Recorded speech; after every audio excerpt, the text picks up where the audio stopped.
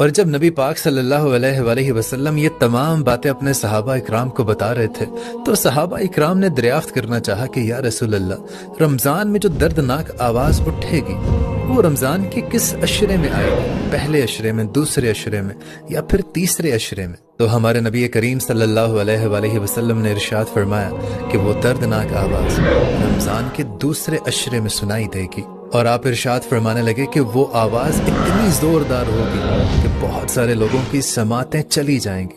بہت سارے لوگ غش کھا کر بے ہوش ہو کر نیچے گر جائیں گے، اور ایک روایت کے مطابق تقریباً 70,000 لوگ اس دردناک آواز کی وجہ سے اپنے رستوں کا تعین کرنا بھول جائیں گے۔ تو پھر صحابہ اکرام نے عرض کی کہ یا رسول اللہ، ہمیں بتائیے کہ آپ کی امت میں سے کون سے لوگ اس آواز سے محفوظ رہیں گے؟